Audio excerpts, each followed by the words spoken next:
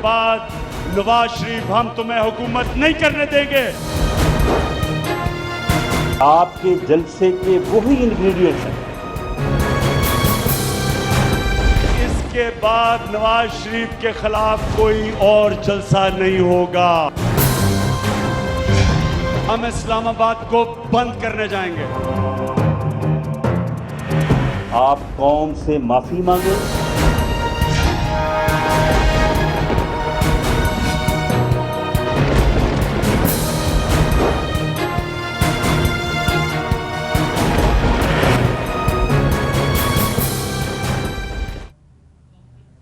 अस्सलाम वालेकुम, मैं हूं डॉक्टर मारिया जुल्फिकार खान और आप देख रहे हैं प्रोग्राम हम देखेंगे। व्यूअर्स, कल पाकिस्तान तहरीक इंसाफ ने रायवंड में जलसा प्लस किया और सियासी पंडितों के मुताबिक एक बहुत कामयाब और भरपूर शो रहा। इमरान खान साहब ने, जैसे कि आपने सुना भी, उन्होंने ये कहा है कि मुहर्रम के बाद इस्लामाबाद को वो लॉकडाउन की स्टेट में जो है वो ले जाएंगे, हुकूमत को चलने नहीं देंगे। मुहर्रम के बाद की उन्होंने जो है वो डेडलाइन दी है, कहा है हुकूमत मफलूज जो है वो हो जाएगी। और देखना हमने ये है कि इस जो ये डेडलाइन खान साहब की जानिब से आई है, इसका आगे मंतकी अंजाम क्या होता है। साथ ही साथ खान साहब ने जो है वो ना सिर्फ प्राइम मिनिस्टर नवाज शरीफ साहब बल्कि प्राइम मिनिस्टर मोदी को भी आड़े हाथों लिया, इस पर भी बात होगी। Will discuss this and much more right after a short break. To stay with अस।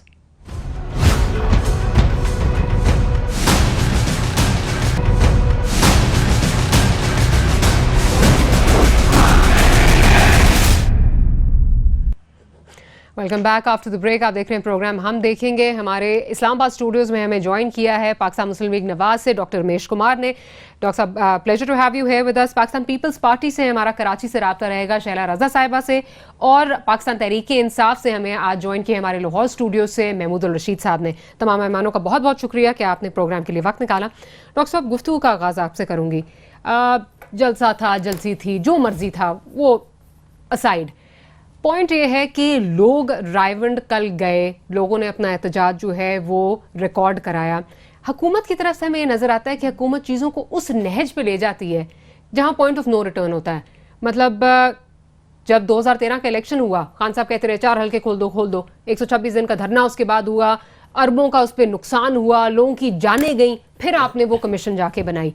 अब भी 6 महीने से पैनामा का मसला जो है ये चल रहा है। क्या मसला है, क्यों नहीं बना रहे आप इस पे कमीशन? TORs क्यों नहीं आपके फाइनलाइज हो रहे? डॉक्टर मारिया, पहली चीज़ ये कि अगर किसी का एक मकसदी धरना हो, किसी का मकसदी जलसे में लोगों को बुला के एब्यूज़ लैंग्वेज यूज़ करना हो, औरतों के साथ बदतमीज़ी करना हो, और ये अगर मकसद हो तो मैं नहीं समझता हूँ जहाँ पे एक नेगेटिव इम्पैक्ट रखने वाले बंदे होंगे तो वहाँ पे कोई पॉजिटिव चीज़ हो सकती है। आपने पहले भी 100 दिन का धरना किया, दोबारा आपको उसी पार्लियामेंट के थ्रू, कानून साजी के थ्रू आपको जुडिशरी के पास जाना पड़ा इसी धांधली के ऊपर। वो भी दूध का दूध पानी का पानी सामने आ गया, साबित हो गई सारी चीजें कि भाई हमारी कोई मुनज़िम धांधली नहीं थी। नंबर 1, अभी भी अगर ये चीजें कर रहे हैं, क्या कौन ये करेगा? सुप्रीम कोर्ट है, इलेक्शन कमीशन है, पार्लियामेंट है, जो भी इदारे यही है ना करने वाले।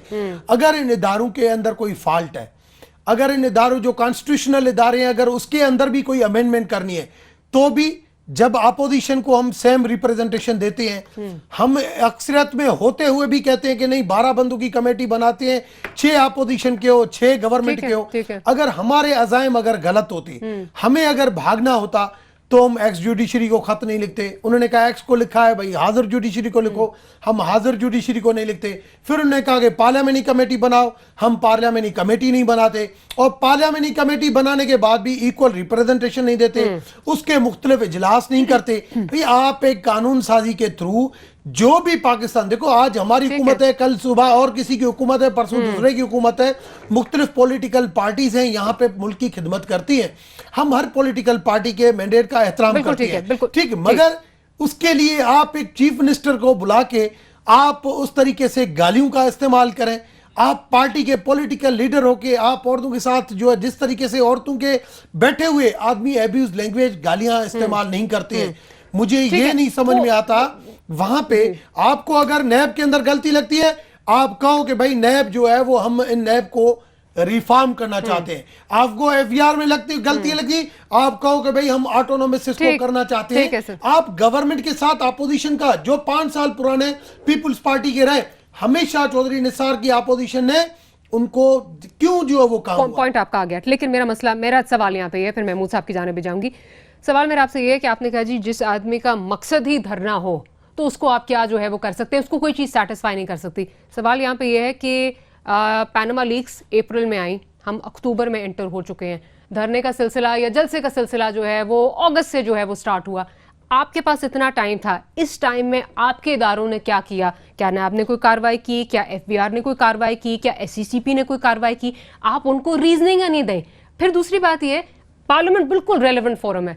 मुझे बताएं डॉक्टर साहब, अगर पार्लियामेंट रेलेवेंट फोरम है तो आप जॉइंट सेशन क्यों नहीं बुला रहे इस मसले पे? क्यों आप डिले कर रहे हैं? एक चीज तो ये कि ज्वाइंट सेशन अभी हो रहा है सर, वो ज्वाइंट सेशन किसी और केस पे हो रहा है। एक इशू हाँ। पनामा की जो बात कर रहे हैं, हमने तो पहले दिन से कहा था कि इस मुल्क के अंदर चाहे इंटरनल करप्शन हो, चाहे मनी लॉन्ड्रिंग हो, हम हर इशू के ऊपर डिस्कस करने के लिए तैयार हैं।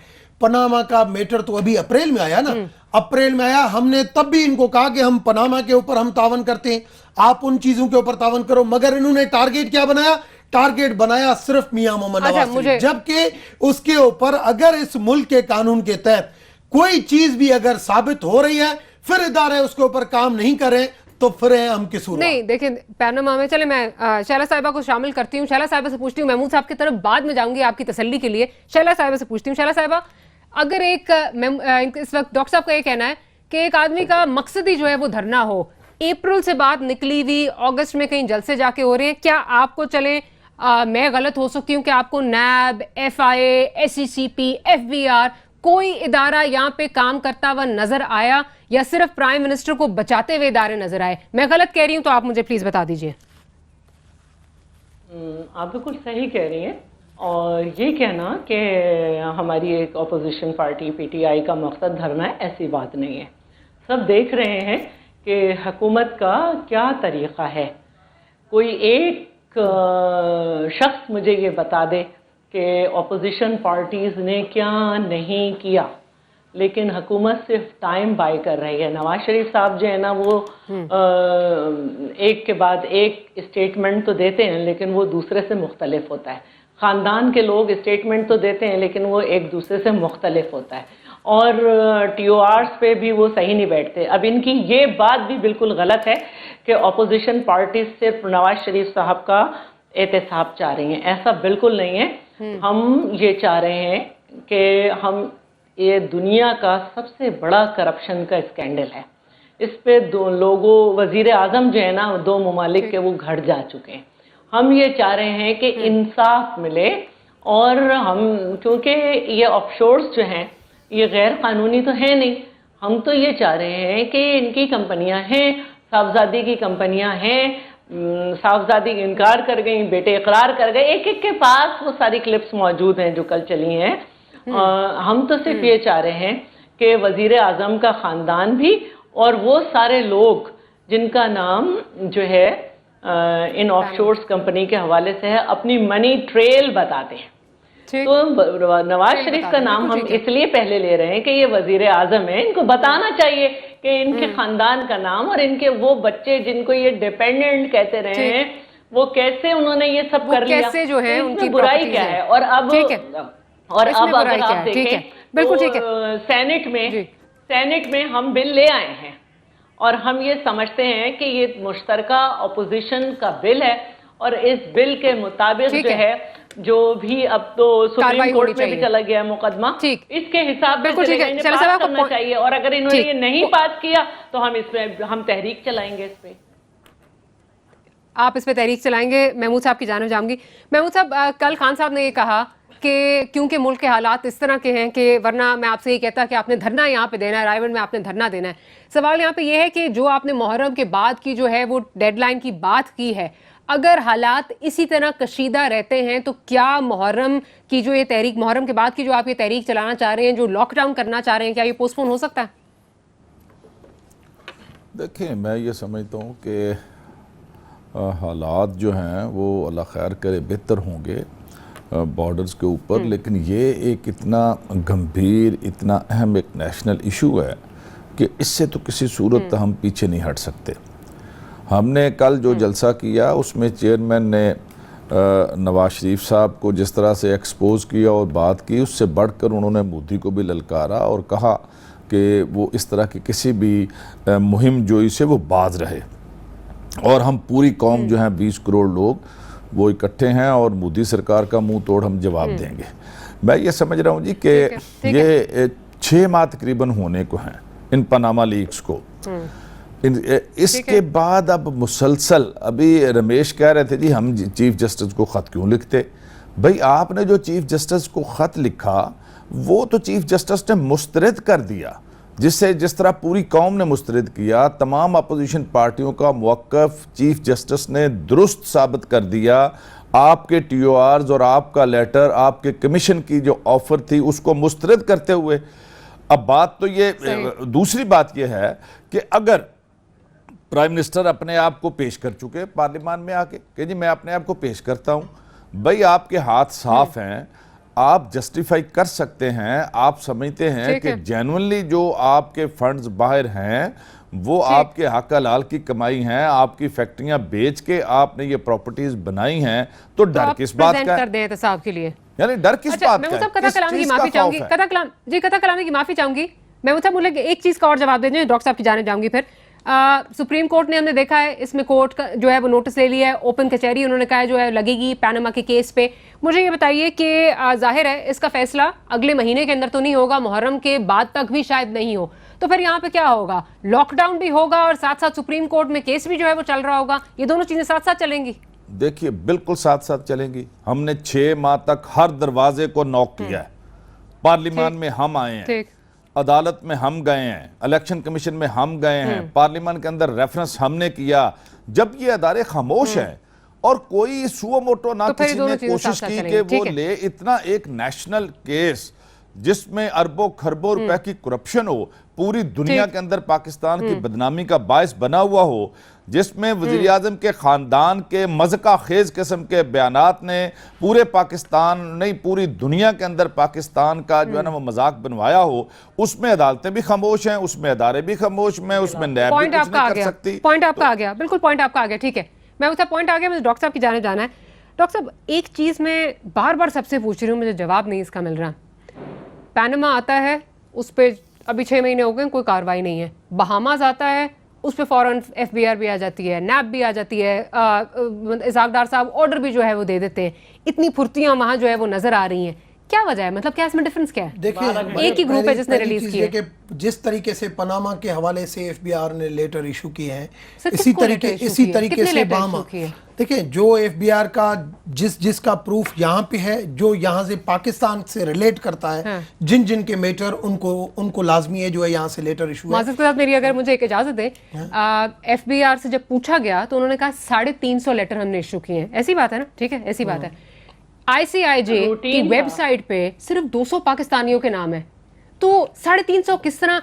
डेनमार्क की हुकूमत जो है वो 1 मिलियन पाउंड लेके जो है वो इन्फॉर्मेशन ले रही है। हमारे इदारों ने ओवर टाइम काम किया और उनके पास इतनी इन्फॉर्मेशन आ गई। बात सिंपल में ये है कि FBR का अपना एक तरीकेकार है, ठीक है ना? FBR का अपना भी एक तरीकेकार है, उनके पास बहुत सारे लोग, उनको भी यहाँ पे कुछ न्यूज़ मिली होगी कि कौन कौन से लोग हैं जो यहाँ पे इस हवाले से रिलेटेड है।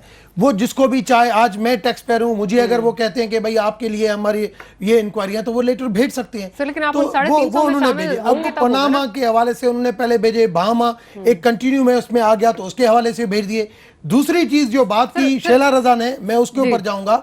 शैला रजा ने बात की कि भाई आप बताएं, हमने कौम को भी बताया, हमने असेंबली में भी आके PM साहब ने वाज़ेह बताया, मगर फिर भी इनको उन चीजों के ऊपर एतबार नहीं आया। फिर इदारे हैं इलेक्शन कमीशन के पास, जब ये रेफरेंस हमारे खिलाफ लेके जाते हैं, इलेक्शन कमीशन उसको जब नहीं सुनती, जब उनके खिलाफ रेफरेंस आता है तो उसी इलेक्शन कमीशन को ये कहते हैं कि आपकी ज्यूरिडिक्शन नहीं है। कौन कहता है? PTI कहती है। मगर जब सुप्रीम कोर्ट ने इनका रेफरेंस नहीं सुना, पहले नहीं सुना, तो इसी सुप्रीम कोर्ट को इन्होंने बुरा भला कहा असेंबली के अंदर। और जब परसों शाहजेब खानजादा के प्रोग्राम में कहा कि मैंने प्रेशर डाला तब खान साहब ने कहा कि सुप्रीम कोर्ट ने जो है ये बात सुनी है। आप इदारों को इस तरीके से प्रेशर डाल के अगर काम कराएंगे, मैं नहीं समझता हूं। आपके हवाले से सुप्रीम कोर्ट सही नहीं है, आपके हवाले से नैब सही नहीं है, आपके हवाले ये तो खान साहब के साथ इशू है, ये खान साहब के साथ इशू है कि जो इदारा जो है अपनी मर्जी का फैसला उनको ना दे रहा, उनमें इशू नजर आता है, वो है तो इशू। लेकिन डॉक्टर साहब, लेकिन एक मुझे चीज समझा दीजिए ना, आपने कहा जी बहामास पे जो है वो, पैनामा पे हमने देखा एफबीआर ने कहा जी मेरी डोमेन नहीं है, जब कोई जुडिशियल कमीशन बनेगी तब कुछ होगा। नोटिसेस धरने से जो 3 सितंबर वाला है उससे एक दिन पहले नोटिसेस जारी हुए, किधर गए हमें नहीं पता। नैब ने क्या कहा, एससीसीपी ने क्या कहा, सबके सरबराहान जो है वो शामिल हुए पीएससी के पब्लिक अकाउंट्स कमेटी की मीटिंग में, सब ने जवाब देने से इनकार कर दिया जी हमारा से कोई लेना नहीं। इस पे एक्टिवली जो है वो काम शुरू हो रहा है और एफबीआर कह रहा है मैं 48 घंटों में जो है जवाब दूंगा। मैं कहता हूं 1 महीने 2 महीने 3 महीने, जब पनामा का मैटर डिसाइड हुआ कि एफबीआर ने लेटर लिखने और बहामा उसी से ही रिलेटेड था, इस वजह से कोई डिसीजन में, जब एक इंक्वायरी, हम क्यों कहते हैं कानून बने, जब हम कानून अभी इस वक्त बना लेंगे इसी हवाले से, चाहे करप्शन हो चाहे मनी लॉन्ड्रिंग हो, जो भी इश्यूज हो, तो फिर एक मर्तबा कानून बनेगा, फिर कल कोई भी बंदा होगा तो उसके लिए दोबारा हमें अप्रूवल की लेने की जरूरत नहीं पड़ेगी। जो इदारा जो इस चीज में स्क्रूटाइज करता होगा वो काम करेगा। तो सुप्रीम कोर्ट ने कह दिया ना वाइड एंडेड है, इससे तो हमारी मतलब अगर हम इस पे बनाएंगे तो हमारी नौकरी हो जाएगा। उसी के ऊपर टाइम फ्रेम भी तय हो सकता है, उसकी ज्यूरिडिक्शन भी चेंज हो सकती है, उसकी लिमिट भी चेंज हो सकती है, उसकी लिमिट भी चेंज हो सकती है, उसका डायमीटर भी चेंज हो सकता है, उसके ऊपर डिस्कशन हो सकता है। लेकिन किसने करनी है ना, 6 महीने से लटक रही है चीजें कि नहीं आज सुप्रीम कोर्ट में ये गए हैं, फिर ये किस चीज के धरने कह रहे हैं, किस चीज की वार्निंग दे रहे हैं? जब सुप्रीम कोर्ट के ऊपर गए, सुप्रीम कोर्ट उसको आई अपोलोजाइज, सुप्रीम कोर्ट में जाने का ये मतलब नहीं है कि नैब, एफबीआर, एससीसीपी अपना काम करना बंद कर दे, वो एक और चीज चल रही है। इन इदारों को अपना काम बहरहाल करना है। शैला साहिबा की जानिब जाऊंगी। शैला साहिबा, बहामा और पैनामा में जो है वो एक जैसा ही काम हो रहा है, कोई इसमें तफरीक नहीं है, डॉक्टर साहब का ये कहना है। देखिए बात यह है कि ये तो कानून बनाना ही नहीं चाह रहे थे ना, इन्होंने तो कहा था कि 1956 का जो एक्ट है उसके हिसाब से जो है वो सब पे मुकदमे चलाए जाएं और जो जो जिस चीज़ में है उन सब में वो कोर्ट को उलझा दिया जाए और उन सब के चक्कर में शरीफ खानदान जो है वो निमट जाए। ये तो हमने कहा है, जब हमने कहा कि हम कानून बना रहे हैं तो इन्होंने भी कोई ढीला ढाला सा कुछ किया है, लेकिन हकीकत यह है कि अब बहामास में इनको ये नजर आया कि कुछ और नाम हैं, तो उन्होंने कहा चलो पहले ये कर लें ताकि फिर इसमें बच जाएं। तो ये सिर्फ बचने अपना कोई नाम नहीं है, हुकूमत का कोई नाम नहीं, ऑपोजिशन है उसमें, जो भी हो। अब हमने तो ऑपोजिशन की जो पार्टीज हैं उनका तो मौक़िफ़ ही यही था कि क्योंकि पनामा एक बिल्कुल अलग जो है स्कैंडल है, बिगेस्ट स्कैंडल है, उस पर अलग से कानून साजी हो। और दूसरी बात यह है कि जो एफबीआर कर रहे हैं, एफबीआर एक रूटीन के मुताबिक उसने कर दिया जी, उससे कुछ फर्क नहीं पड़ता। असल बात तो यह है कि ये आज की बात नहीं है। आप चेयरमैन बिलावल भुट्टो की स्पीचेस उठा के देखें, चाहे लास्ट ईयर की जो है वो लाड़काना में हो या किसी जगह, तो उसमें यही पूछ रहे हैं हम कि भाई एफबीआर कहाँ है, नैब कहाँ है, टांगे लरज रही हैं क्या, नंदीपुर नज़र नहीं आता, ऑरेंज ट्रेन नज़र नहीं आती, और ये सस्ती रोटी और ये सब नज़र नहीं आता क्या उन्हें? सोलर पावर प्रोजेक्ट जो 12 जो है मेगावाट बिजली पैदा कर रही है और उसके ऊपर इतने कहा गया था, या ये कि LNG की कीमत जिस पे हम $40 बिलियन का जो है पाकिस्तान नुकसान उठा रहा है, जो कि किसी वहाँ की कंपनी के साथ भी नहीं किया है, एक ऐसे शख्स के साथ, कंपनी जो गूगल पे भी नहीं है, एक ऐसे शख्स के साथ। तो ये सारी बातें, और अब ताज़ा जो मसला है वो भी सब जानते हैं कि किस तरह से जो है वो जाने से पहले पूरे फॉर्म को इत्मीनान में नहीं लिया गया। ठीक है, मुझे एक छोटी सी ब्रेक पे जाना है, ब्रेक के बाद यहीं से हाजिर होते हैं, गुफ्तगू को जो है वो आगे बढ़ाएंगे। Let's take a shot.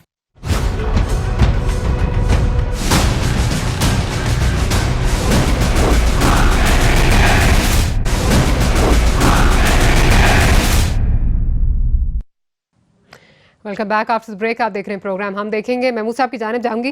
Mahmood साहब, अभी जब बहामास और पैनामा की बात हो रही थी तो इस पे जो 350 नोटिसेस इशू किए हैं एफबीआर ने, जबकि सिर्फ 200 नाम जो है वो ICIJ ने दिए थे, तो डॉक्टर साहब कह रहे हैं कि उनके अपने तरीक़ेकार हैं, वो बहुत आला उनकी कारकर्दगी है, वो काम बहुत अच्छा करते हैं, निकाल लेते हैं। इतना ओवर टाइम हमारे इदारे काम करते हैं और इतनी इन्फॉर्मेशन उनके पास है कि दूसरे ममालिक की हुकूमतें जो हैं वो 1-1 मिलियन पाउंड दे रही हैं और यहाँ पे इनको जो है अपनी मेहनत से सारा काम मिल रहा है। बहुत आगे निकल गए हम। देखिए, मैं ये समझता हूँ ये तो सारा आई वॉश है। ये 4 माह के बाद अगर उन्हें होश आ ही गया FPR को कि हमने नोटिस देने हैं, आज नोटिस दिए हुए को 1 महीना हो गया, आज यकम है, गालबन 2 तारीख को वो बाहर आया कि हमने नोटिस दे बिल्कुल ऐसे ही। इस 1 महीने में इन सब में से मुझे बता दें कि क्या इन 30 डेज के अंदर हुआ? कुछ भी नहीं। मैं ये समझता हूँ जी कि ये FBR छोड़ें, आप नैब को ले लें। 150 से जायद हाई प्रोफाइल केसेस हैं जिनमें अरबों रुपए की करप्शन है, जिसकी फहरिस्त सुप्रीम कोर्ट में नैब पेश कर चुका है। ये उसके ऊपर इन्होंने क्या किया है? रही बात ये कि कानून बना दे, रमेश भी कह रहे थे किसने कानून बनाना है? हुकूमत आपकी है, कानून आपने बनाना है। पिछले 5 साल भी आप गवर्नमेंट के साथ थे, पंजाब में भी आपकी हुकूमत थी, तो कानून नाम की कोई चीज़ आपको उस वक्त याद नहीं आई, अब भी याद नहीं है।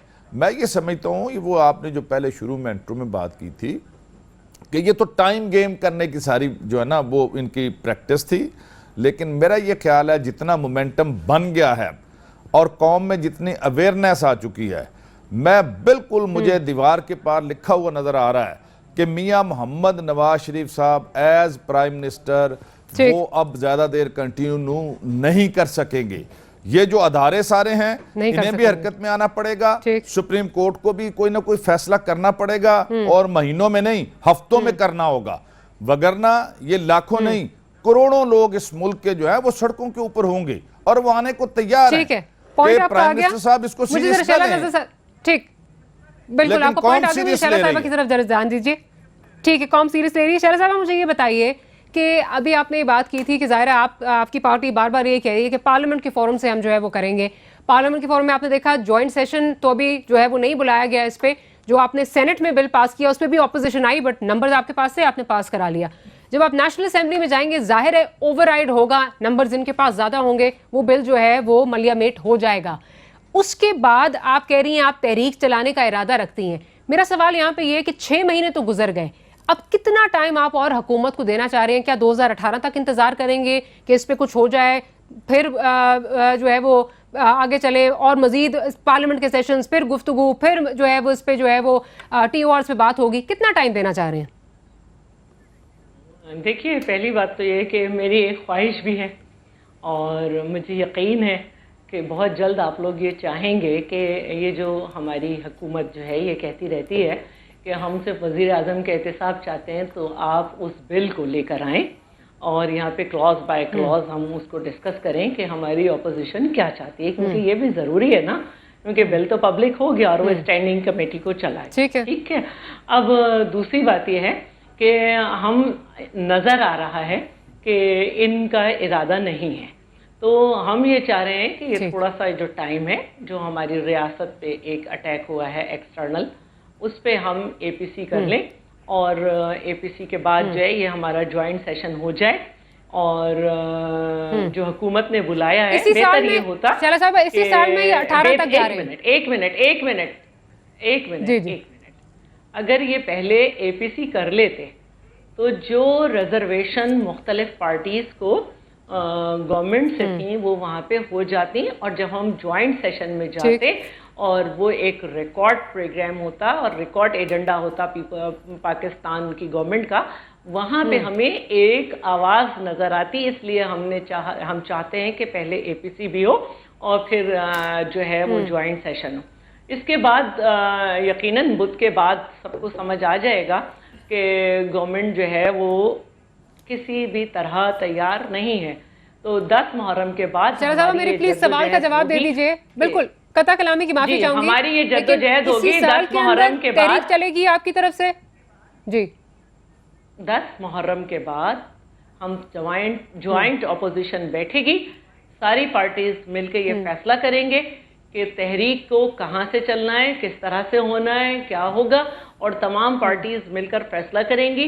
और ये इंशाल्लाह 10 मुहर्रम के बाद हम चाहेंगे कि पहले हम एक कोशिश कर लें कि हुकूमत को ये समझाएं कि ये जो बिल है इसको आप देखें और इसी के तहत जो है क्योंकि मेरे पास टाइम कम है शैला साहिबा, दिनों की बात आप कर रही हैं, महीनों की और सालों की बात नहीं हो रही। क्विक इस पे दिनों की बात आप कर रही हैं, क्योंकि फिलहाल तो जॉइंट ऑपोजिशन हमें डिवाइडेड नजर आ रही है, डिवाइडेड ऑपोजिशन नजर आ रही है, कोई लेफ्ट जा रहा है कोई राइट जा रहा है, ऑपोजिशन हमें इस पे डिवाइडेड नजर आ रही है। ऐसा सिर्फ एक बात है जी। वो सिर्फ एक बात मैं ये कहना चाहती हूँ कि एक मौक़िफ़ के एहतसाब जो है वो इस पर पनामा पे होना चाहिए, कानून बनाया है मिलके, कानून के थ्रू होना चाहिए, इस पे ऑपोजिशन मुत्तफिक है, बाकी अगर कोई पार्टी चाहती है वो अपना शो करे, उसका मर्जी है। ठीक है, आपका पॉइंट आ गया। डॉक्टर साहब, पीटीआई को छोड़ दें, मैं कहती हूँ पीएमएल इसको पीपल्स पार्टी को छोड़ दें, पैट को छोड़ दें, जो भी सारा कह रहे हैं, आम आदमी ये पूछना चाह रहा है कि जो हमने इतनी मुख्तलिफ जो है वो स्टेटमेंट्स देखी, कुलसूम साहिबा का अपना स्टेटमेंट, मरियम साहिबा का अपना स्टेटमेंट, प्राइम मिनिस्टर का अपना स्टेटमेंट, इसको किस तरह आप जो है वो जेल करते हो? फिर सबसे चले बाकी चीज़ें छोड़ दें, जो वो बैंक का डॉक्यूमेंट है, अल तौफीक बैंक के केस में जो डॉक्यूमेंट्स हैं जहाँ प्लेज हुई हुई है प्रॉपर्टीज़ 95 का, उसको किस तरह आप जो है जस्टिफाई करेंगे? क्या था वो, क्या है? पहली चीज़ ये कि आज अगर मेरे पास 10 प्रॉपर्टियाँ हैं, अगर आप मुझसे पूछेंगी, बाय गॉड, मैं अब मुझसे पूछेंगी कि आपने ये घर कब लिया, ये गाड़ी कब ली, आदमी को हर चीज़ टाइम के ऊपर आप अचानक पूछें वो याद नहीं होती है। आप उस चीज़ों को हमेशा डॉक्यूमेंटेशन के ऊपर बात आती है। मेरी बात, डॉक्यूमेंटेशन को मैं प्रूफ, बिल्कुल, अगर कोई डॉक्यूमेंट्स हैं उस डॉक्यूमेंट्स को प्रूफ करना, ठीक है, जो भी डॉक्यूमेंट्स, जब भी कोई इदारा, जब भी 6 महीने तो लगेंगे, इतना पैसा बनना है। अब ये सुप्रीम कोर्ट गए ना, अब ये सुप्रीम कोर्ट गए, सुप्रीम कोर्ट इनकी एडमिट की है, उनकी सुनती है, अगर नोटिस इशू करती है, हम भागेंगे नहीं, हम वहां पे सारी चीजें प्रूव करेंगे। और दूसरी मैं आपको एक चीज बताऊं, पीएमएलएन की गवर्नमेंट ये भागेंगे क्योंकि इनको पीटीआई को पीटीआई भागती हुई नजर आ रही है। पीटीआई अगर 2014 की आप इमरान खान की तकरीरें सुन लें, इमरान खान की सुन लें, शाह महमूद कुरैशी की सुन लें, कभी भी करप्शन की बात पीएमएलएन के हवाले से नहीं की है। करप्शन के सरदार की अगर बात की है तो उन्होंने पीपुल्स पार्टी का नाम लेके किया है। तो आपने भी की सर, हमने तो की है, पेट फाड़ के पैसा लेके आए, हम तो आज भी कहते हैं, हम तो आज भी कहते हैं, हम आज भी कहते हैं कि करप्शन के हवाले से ये इंक्वायरियां होनी चाहिए। कौन करेगा? आपको डॉक्टर आसिम केस भी चल रहा है, कौन करेगा? देखिए ना, बात ये करेगा, हम इदारों को इंटरव्यू नहीं करते, हमारा काम इदारों को प्रेशराइज करना नहीं है। माजरत के साथ एक सेकंड, मैं प्रेशराइज करने का भी आपको बताती हूँ। नैब आसिम हुसैन के केस में या किसी और केस में हो तो कुछ नहीं है, कोई प्रॉब्लम नहीं है। मियां मंशा पे आता है तो कहा जाता है नैब पगड़ियां मत उछाले, ये प्रेशराइज करना नहीं है, ये प्रेशराइज करना नहीं है, ये मियां मंशा के ऊपर आई और हमने ये कहा कि आपके खिलाफ, जिसके खिलाफ प्रेशराइज नहीं है, ये पर काट देंगे, नाखून कतर देंगे। प्राइम मिनिस्टर है, और वो भी मैं आपको बताऊं, वो भी जो प्राइम मिनिस्टर की जो स्टेटमेंट थी वो भी पीपल्स पार्टी की तरफ से, पीपल्स पार्टी की तरफ से पीएमएलएन को शिकायतें आई, पीपल्स पार्टी की तरफ से शिकायतें आई कि आप इस तरीके से इदारे कर रहे हैं। आप मुल्क के प्राइम मिनिस्टर हैं, आप मुल्क के प्राइम मिनिस्टर हैं, मैं एक बात कहना चाहती हूं जी, जल्दी से क्विकली शाला साहब, मुझे ब्रेक की तरफ जाना है। मारिया, मैं सिर्फ ये कह रही हूँ कि जिन कोर्ट्स के बारे में सबसे ज्यादा पीपल्स पार्टी को शिकायत रही है, उन कोर्ट्स ने इनके 11.5 साल तक के कैदी को जो है ना बरी किया है, तो अब हमें तो कोई करप्ट कहे ना। चले इस पे डिबेट हो सकती है। आप हर इदारे के ऊपर उंगलियां उठाएंगे, हर इदारे के मना आप खुद सही है, बाकी सारे गलत है। सर नहीं, लेकिन मैं समझता हूँ अगर ये होता तो बाय इलेक्शन इतनी हो रही है, हर बंदा बाय इलेक्शन में पीएमएलएन को वोट दे रहा है, इतनी सपोर्ट कर रहा है, हर इलेक्शन पीएमएलएन मुझे ब्रेक लेनी है, मुझे जिस टैक्स वो भी पीएमएलएन ब्रेक लेनी है, तो मुझे एक छोटी सी ब्रेक लेनी है। लेकिन नैब को प्रेशराइज क्यों किया गया जब इदारों को प्रेशराइज नहीं किया जाता, ये मन तक समझ में नहीं आई। Let's take a short break, will be right back.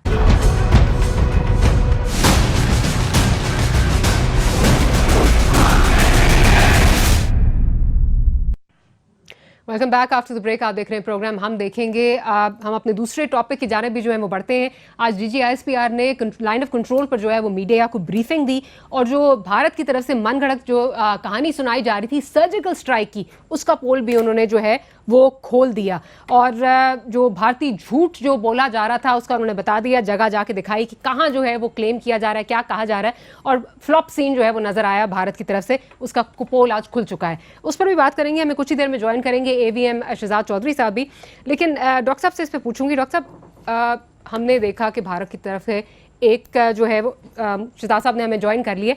Shahzad साहब, हमने देखा है कि भारत की तरफ से जो है वो सर्जिकल स्ट्राइक का क्या ड्रामा जो है वो रचाया गया, क्या हुआ क्या नहीं हुआ, लेकिन दूसरी जानब हम देखते हैं कि प्राइम मिनिस्टर साहब की एक बड़ी जो है वो स्पीच जिसको सराहा जा रहा था यूएन में वो आती है। उसके बाद मोदी साहब ये कहते हैं कि ये स्पीच जो है ये तो प्राइम मिनिस्टर साहब खुद नहीं करना चाहते थे, प्राइम मिनिस्टर का मौकफ कश्मीर पे ये नहीं है, उनसे करवाया गया है, इंसिन्यूएटिंग कि राहील शरीफ साहब ने जो है ये उनसे ये करवाया है। आप क्या समझते हैं एक ऐसे नहज पे जिस वक्त एक मुल्क में हमें एनआरकी नजर आ रही है, भारत हमारा जो है वो हमारे सरहदों पे आकर हमें जो है अटैक कर रहा है, क्या प्राइम मिनिस्टर साहब का ये बनता नहीं था कि आके इसको क्लैरिफाई करते, इस पे एक स्ट्रॉन्ग पॉलिसी स्टेटमेंट देते and he should have shut mister Modi up? नहीं, देखिए मोदी साहब अपने घर में पता नहीं वो शट ऑफ होते उस किस्म के बयान के साथ या नहीं, बड़ा मुश्किल हो जाता है ये डिटरमिन करना कि मोदी चीज से शट ऑफ होंगे।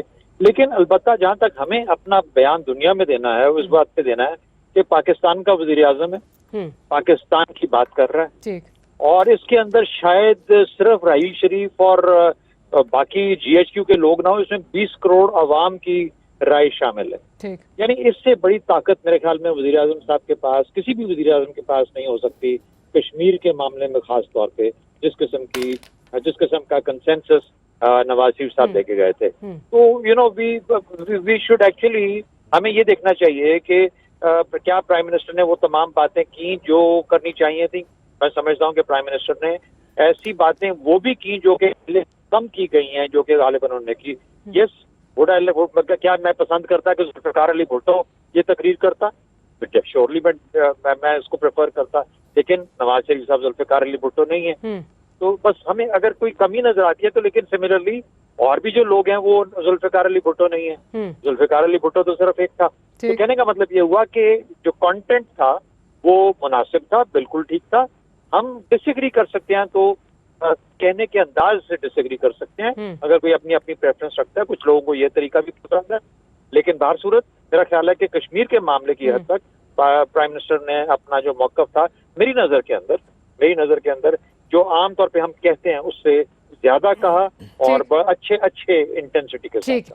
सरदार साहब बहुत शुक्रिया, आपने हमारे लिए वक्त निकाला। महमूद रशीद साहब की जाने जाऊंगी। महमूद साहब, ठीक है, इससे तो हम प्राइम मिनिस्टर साहब की तकरीर को सराह ही रहे थे कि प्राइम मिनिस्टर साहब ने बड़ा अच्छा जो है वो मौकफ लिया, लेकिन जो मोदी सरकार की तरफ से जो रवैया आ रहा है और जो कहा जा रहा है कि जी ये किसी के कहने पे जो है वो स्पीच हुई और खुद वो ये नहीं करना चाहते थे, वो अच्छे ताल्लुकात चाहते हैं, जबकि भारत ने किस किस्म की कशीदगी की हुई है हमारे बॉर्डर्स पर, हमें नजर आ रहा है। तो क्या प्राइम मिनिस्टर का एक मरियम साहिबा एक ट्वीट कर देती हैं इस पर, इसी से सारी क्या सराइयां जो हैं वो दम तोड़ जाती, ये कह देते कि जी हम एक ही सफ़े पे हैं, कोई हमारे कोई डिवीजन नहीं है, हमारी जो फौज है और हमारी सिविलियन लीडरशिप है वो एक ही सफ़े पे इस वक्त मौजूद है। देखिए, ये बड़ी एक लम्हा फिक्रिया है पूरी कौम के लिए कि किसी दूसरे मुल्क का प्राइम मिनिस्टर हमारे प्राइम मिनिस्टर के बारे में, उसे जुर्रत कैसे है कि वो इस तरह की बात करे।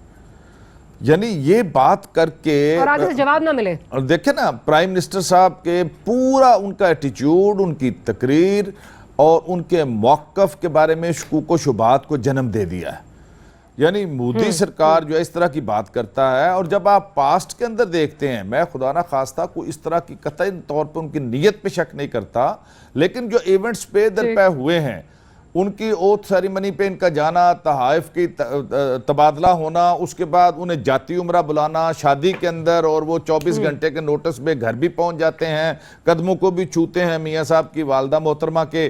तो मैं ये समझता हूँ, और फिर बाहर जब हमने वो सरगोशी के अंदाज में बातें करता भी देखा यहाँ पर वीडियो क्लिप्स के अंदर, तो ये सारी चीज़ें क्या है, इसके बारे में मियां साहब मतलब है एक पॉलिसी स्टेटमेंट आना चाहिए था, बिल्कुल आना चाहिए था। इससे तो मियां साहब की मेरा ख्याल है किरदार कुशी अगर ये नहीं देते तो लोग ये समझेंगे कि शायद ये बात सच है और ये इनकी अंडरस्टैंडिंग है मोदी के साथ कि ये सारा कुछ चल रहा है। और इसमें पॉइंट आपका आ गया। मुझे जरा रमेश साहब की जानिब, डॉक्टर साहब की जानिब जान दीजिए और फिर शाला साहिबा की जानिब भी जाऊंगी। डॉक्टर साहब, क्या वजह है, एक अगर मरीम साहिबा बड़ी एक्टिव है ट्विटर पे, इस पे ट्वीट ये कर देते हैं कि ये क्या प्राइम मिनिस्टर मोदी साहब ने बकवास की है, इसमें कोई ऐसी बात नहीं है। पहली चीज़ तो ये कि जो एजाज चौधरी साहब ने कहा कि उसकी जुर्रत, महमूद रशीद साहब ने कहा कि इनकी जुर्रत कैसे हुई। जुर्रत आप लोगों की वजह से होती है, जो इमरान खान जैसे लीडर हैं जो हमेशा डेमोक्रेसी को कमज़ोर करते हुए वो कहते हैं कि ये इनका अपना मौक़िफ़ नहीं था, इनसे ये पाकिस्तान की, देखिए यानी आप अंदाजा करें जरा इस वजह से होती है, ये रमेश साहब ये उनको जुर्रत इस वजह से होती है जब यहाँ पे हमारे पॉलिटिकल लोग यहाँ पे सर, तो आप वो उसको clarify कर देना, पीछे चलिए, सपोर्ट में खड़ा होना चलिए, चाहिए। उसकी जरूरत हो गई, उसकी जरूरत हो गई, आप उसको क्लैरिफाई कर दें, एक ट्वीट कर दें, उनको पीछे सपोर्ट में खड़ा होना चाहिए कि हमारे प्राइम मिनिस्टर ने कश्मीर के हवाले से जो यूएन के इजलास में जो मौक़िफ़ इख्तियार किया, उसको सबने जो सराहा, पॉलिसी दी, सबने जो सराहा। उसने अपनी डिप्लोमेसी दिखाई, उस डिप्लोमेसी के ऊपर आदमी खुद जवाब नहीं देता है। ये जो पॉलिटिकल पार्टीज है उनको कहना चाहिए कि जो उन्होंने दिखाया, हम पाकिस्तान की सालमत के ऊपर, इन इश्यूज के ऊपर प्राइम मिनिस्टर के साथ खड़े हैं। सबने कहा, प्राइम मिनिस्टर साहब, इमरान खान ने बबांगे दोहल कहा, कल के जलसे में भी कहा, ट्वीट कर देती हैं, इस पे ट्वीट ही कर देती हैं, देखिए ताकि ना, वो आ जाती, रिएक्शन आ जाता। आप ये बातें, ऐसे इल्जाम हमारे ऊपर चाहे कोई भी लगे, सर, इल्जाम नहीं लगा रहे, हमारा हम तो जमीर पूछ रहे हैं। मुतमिन है कि हमने कश्मीर इशू के सिर्फ ऊपर जमीर को जो लिए इस फिरे वक्त कि हमारी जमीर पॉलिसी मुतमिन है रही, आपका। अब दे दें। जो सर, नहीं, आप ऐसे करें, मैं बताती हूँ, फॉरेन ऑफिस से कहें, इस पे कोई स्टेटमेंट दे दें। आप प्राइम मिनिस्टर साहब ना दें। ये स्टेटमेंट आपके कहने के ऊपर के स्टेटमेंट मेरे देते कहने हमने, पे तो नहीं है। भाई प्राइम मैं तो मिनिस्टर पूछ रही ने हूँ आपसे। पूरी दुनिया के सामने, प्राइम मिनिस्टर वहां पे इलेक्टेड प्राइम मिनिस्टर है, कोई सिलेक्टेड प्राइम और मिनिस्टर नहीं है। उनका सिलेक्टेड प्राइम मौक़िफ़ मिनिस्टर dilute कर रहा है मोदी। मेरी बात सुने, सिलेक्टेड प्राइम मिनिस्टर जैसे 2003 में था, वो प्राइम मिनिस्टर नहीं है जो आप कहें कि ये इलेक्टेड प्राइम मिनिस्टर है और एक्सपीरियंस्ड प्राइम मिनिस्टर है। अच्छा, तो नहीं, जैसा इसमें मौक़िफ़ नहीं देना और चाहिए। उन्होंने ना दे कोई कुछ एक नहीं। अपना कश्मीर के हवाले से जो मौक़िफ़ चले, इतना मौक़िफ़ क्लियर नहीं दिया आएगा। कि उन्होंने बौखलाहट का शिकार हो गई अपना इंडियन गवर्नमेंट सर, कि बौखलाहट कभी उन्होंने मोस्ट फेवरेट की बात की, कभी उन्होंने सिंतास मुआहदे की बात की, कभी सर्जिकल स्ट्राइक की बात की। माजरत के साथ बौखलाहट अगर उनकी तरफ से नजर आ रही होती ना, तो वो आपका कैटेगोरिकली नाम लेके और अमेरिका को भी कायल ना कर लेते कि आपको जो है वो टेरर स्टेट जो है, एक तरह से टेरर स्टेट स्पॉन्सर डेजिग्नेट किया जाए। सर, एक सेकंड सुन लेना। अब उसके बाद आपके जो है किस तरह जो है वो आप टेररिज्म फैला रहे हैं, वो कहा they drove you to a point कि जब आपकी इतनी बेइज्जती हो गई तो फिर आपको कुलभूषण का नाम लेना पड़ा, उससे पहले आपने नाम भी नहीं लिया। मलिया लोधी साहिबा ने राइट टू रिप्लाई में नाम लिया। शैला साहिबा की तरफ जरा जाएं। आप देखिए, आपने बातें बहुत करी, बात सिंपल में ये है, इंडिया को जब हमने वहां पे बिल्कुल आइसोलेट करके दिखाया, यूएन के सेक्रेटरी जनरल ने कहा कि ये सेक्युलर और डेमोक्रेटिक गवर्नमेंट है, इतना आइसोलेट किया कि हमारा सार्क समिट कैंसिल हो गया, इतना आइसोलेट हमने बिल्कुल कैंसिल। आप देखें कि पुराने 10 सालों के अंदर, 10-15 सालों के अंदर जो डिप्लोमेसी हमारी रही है, जो फॉरेन पॉलिसी हमारी रही है, उसके अंदर इंडियन इन्वेस्टमेंट जो बांग्लादेश, अफगानिस्तान, इन मुल्कों के अंदर रही है, नेपाल में रही है, आप उन चीजों को नहीं भूले। मगर उस होने के बावजूद आज रशियन फोर्सेस का यहाँ पे आना, आज टर्की का इन्वॉल्वमेंट मिलिट्री जो है वो एक एक्सचेंज हो रहा है। मुझे जरा शैला साहिबा का जवाब लेने दीजिए। शैला साहिबा, कोई इस पे मौक़िफ़ देना जरूरी नहीं है, इस पे नजर आ रहा है कि हुकूमत का क्या मौक़िफ़ है, प्राइम मिनिस्टर साहब का या फॉरेन ऑफिस का, या टू ही टेक जो आ जाती है रवायती तौर पे, वो भी आना जरूरी नहीं है। देखिए, जो कश्मीर के लिहाज से पॉलिसी रही है वो हमें उर्फा में भी नज़र आई कि प्राइम मिनिस्टर जो है वो एक लफ्ज़ नहीं बोल सके थे, मुश्तरका अलामिये में भी, सब में। तो इसी तरह जो है अगर हम ये देखें तो यहाँ जाने से पहले भी इन्होंने कोई जो है पब्लिक रिप्रेजेंटेटिव को साथ नहीं लिया, ना गवर्नमेंट के ना अपोजिशन के, बल्कि वहां जाके वो शेख सईद जो उनका कारोबारी दोस्त है, जो जोनाथन का मालिक है, सबको मालूम है जोनाथन का केस, उसके साथ बैठे रहे। जब इन्होंने जॉन कैरी से मुलाकात के बाद इन्होंने कहा कि जॉन कैरी को बड़ी तशवीश है, उनकी नवासी साहिबा भी थी साथ, आप भूल गई कश्मीर के मसाइल पे, हाँ वो कश्मीर के मसले पे, लेकिन जॉन कैरी ने कहा कि उन्हें उड़ी हमले पे तशवीश है, और कांग्रेसमैन ने कोशिश की जो लॉबिस्ट थे इंडिया के कि वो डिक्लेयर करें। खैर वो एक अलग बात थी, लेकिन अब जब हमारे ऊपर एक अटैक किया गया और हमारे 2 सिपाही शहीद हुए तो हमने कहा नहीं, हमें नहीं करनी पॉलिटिक्स कुछ दिन, हम आपको सपोर्ट कर रहे हैं, आप हमें जो है एपीसी बुलवाएं, अब जो वो बात कर रहे हैं उसका तो करारा जवाब दें। लेकिन ये किस तरह से देंगे, मैं तो यही समझती हूँ कि ये नहीं दे सकते, क्योंकि इनको समझ में नहीं आ रहा कि फिर इनके कारोबारी जो दोस्त हैं स्टील के, ये उनके साथ आगे कैसे बढ़ेंगे। रिकॉर्ड पे आगे अब तो दुनिया ने बता दिया कि पाकिस्तान में सबसे ज्यादा सरमायाकारी करने वाला पाकिस्तान इंडिया में सबसे ज्यादा मुल्क है जिसने 4 साल में हद से ज्यादा सरमायाकारी की है। ठीक शैला रज़ा, इससे पहले मुझे ये बताएं, आपकी भी इतने अरसा गवर्नमेंट रही है, इस मर्तबा जैसे पीएम नवाज शरीफ ने जिस तरीके से कश्मीर का मौक़िफ़ इख्तियार किया है, आपने कभी इतनी ठोस बात की है? कभी कश्मीर का इशू इतने लेवल पे हाईलाइट हुआ है? मैं इसका जवाब देती हूँ। देखिए ना, बातों में सिर्फ बात करना हमारी, मैं जवाब ले लेना, जवाब ले इजलास में जाने से पहले आजाद कश्मीर में जाना, हुर्रियत से मिलना, सारा आ रही है इनाम चला लेना, साहिबा, आ इन रही हूँ सारी आपकी चीजों तरफ। को आपको अप्रिशिएट करना मैं चाहिए। चला साहिबा का जवाब ले लूं, फिर आपसे एक सवाल है। जी चला साहिबा। इनको ये मालूम होना चाहिए जब से नवाज शरीफ साहब का दोस्त मोदी प्राइम मिनिस्टर बना है उसके बाद से हालात खराब हुए हैं। हमने तो हमें अपने जमाने में हमेशा वाज़े मौक़िफ़ रखा है हमेशा, और यहाँ तक कि हमने 66 सालों इतनी से अहमियत कश्मीर का दी इशू है। कि आसिफ साहब ने एज सदर जो है वो आखिरी दिन कश्मीर के हाउस में गुजारा और हुर्रियत पसंद रहनुमाओं के साथ। आप जाते हैं हलफ बर्दारी में, हुर्रियत पसंद रहनुमा बैठे रह जाते हैं, इतना जुल्म तो किसी ने नहीं किया था, और आप वहां के अदाकारों और स्टील के दोस्तों से मिलकर आ जाते हैं। कैसी बातें करते हैं आप? और आप हम मुझे ये UN कह रहे हैं कि में जमाने पहले में सारे क्या किया? हुर्रियत कभी रहनुमाओं से ऐसा भी जुल्म मिलके हुआ गए। इससे? हुर्रियत कभी रहनुमाओं आपके से मिलके जमाने गए। में अच्छा। नहीं, आप पाकिस्तान के लोगों से नहीं मिले, आपने पाकिस्तान का मौकिफ नहीं लिया, आपके साथ कोई ऑपोजिशन, कोई गवर्नमेंट का लीडर नहीं है, आप एक ठीक है, कमजोर मुझे जरा एक कश्मीर का इशू आज का नहीं है, 66 सालों ठीक है। का अच्छा इशू है। मुझे एक चीज ठीक है चल तो साहब, भाई पॉइंट आपका इसीलिए आ कि गया। ज्यादा मुझे आप जरा हुकूमत में डॉक्टर से रहें। पूछने दीजिए। ठीक है पॉइंट आपका आ गया। मुझे ये पूछना है आपसे कि हमारा इंडिया के हवाले से ये माजरती रवैया क्यों है? मतलब अगर हम देखें कि वही जो बात हम कर रहे हैं कि आपके पास इतना बड़ा एविडेंस कुलभूषण का, मार्च से जो है वो निकली हुई बात, उसकी वीडियो मार्च से निकली हुई, कोई आपने जो है वो जाके जब तक उन्होंने आपको दबा नहीं दिया, उन्होंने कॉर्नर नहीं कर दिया, सुषमा साहिबा ने जो है वो बात नहीं उस पर की, तब तक क्योंकि उन्होंने कहा जी हमारे पास एविडेंस है, तब तक मलिया लोधी साहिबा ने कुलभूषण का नाम अपनी, मेरी सवाल सुन लीजिए, लब पे वो नहीं लाई। और उसके बाद भी हाल अब ये है कि एक डॉसियर प्राइम मिनिस्टर साहब को जा चुका है। अब सरताज अजीज साहब कह रहे हैं जी हम कुलभूषण पर डॉसियर बना रहे हैं और अब हम यूएन को देंगे। क्या फायदा? क्या मतलब रिएक्शनरी पॉलिटिक्स क्यों है आपकी? रिएक्शनरी पहली अप्रोच क्यों चीज है? ये कि अगर आप लकीर स्पीच पीट रहे में, उस स्पीच के अंदर जो भी इन्वॉल्वमेंट है, जो भी यहाँ पे पाकिस्तान के अंदर दहशतगर्दी के हवाले से इन्वॉल्वमेंट है, नाम नहीं लिया, एजेंसीज की, नाम नहीं लिया, उसका स्पॉन्सर्ड टेररिज्म, इंडिया का नाम नहीं लिया, इंडिया ने आपका नाम लेके आपको कॉर्नर किया है है कि एक रेस्पॉन्सिबल प्राइम मिनिस्टर, Responsible, एक responsible state- prime minister, state का रेस्पॉन्सिबल प्राइम मिनिस्टर जो बात करता है वो हमेशा इस लेवल पे बात करता सर, है। जो लोग और आपके बान मुल्क की को मून के खोखला हवाले कर से रहे हैं, भी जो उनका बात नाम की आप है, लेते हैं, जो लोग आपको खोखला कर रहे हैं, आप मैं नाम समझता लेते हैं। हूँ, हमें पता है, मैं भी हमारा एक सवाल एक्सपीरियंस हमें पूछना समझाता है कि कि हमें नाम किस नहीं तरीके लेना। की डिप्लोमेसी करनी है। नाम और अगली तो फिर अब क्यों नाम लिया? मैं भी एक बिना सवाल लेकर जब पूछना उन्होंने चाहता आपसे कह दिया, फिर जो आप भी उनकी responsibility का इन्वॉल्वमेंट मुजाहरा है, करते हैं। जो भी उनकी इन्वॉल्वमेंट है, हमने वहां पे वाजे की, जब बान की उन्होंने मून से भी आपको वाजे की, कॉर्नर कर अपनी दिया और आपकी स्पीच इतनी के अंदर बेइज्जती भी कर वाजे दी की। कि आपको करना पड़ा। देखिए मैं नहीं समझता हूँ हमें कारण मैं भी एक सवाल हमारी चाहती जो मुल्क के अंदर सर, जो पहले कैंसिल हो गया, दहशतगर्दी कॉर्नर नहीं हुए। थी वो पुरानी इन 10 सालों की गवर्नमेंट, 12 साल के अंदर हम आइसोलेट हुए थे, मगर इन 3 सालों के अंदर हमारी फॉरेन पॉलिसी बेहतर होने की वजह से सर, सिर्फ जो इंडिया- एक्सपीरियंस मैं बने, बात कर जिसके रहा हूं। ऊपर बार बार ये बात आती कुलभूषण है, पे अब आप ये dossier क्यों prepare मैं करते हैं? एक अब क्यों सवाल दे रहे हैं? करना पहले चाहती क्यों नहीं हूं। दिया ये बता दें। देखिए हमारे पास जब जो टाइम पे करना होता है जब कि जो भाई, चलो ठीक है, जब आपको देखिए, इंडिया कॉर्नर कर देता है तो फिर ये करना होता है। डॉक्टर साहब प्रोग्राम का वक्त अनफॉर्चुनेटली खत्म हो गया, डिबेट बड़ी लंबी है। चले साहब आपका बहुत शुक्रिया। डॉक्टर साहब शुक्रिया, महमूद रशीद साहब, thank you for making time for us.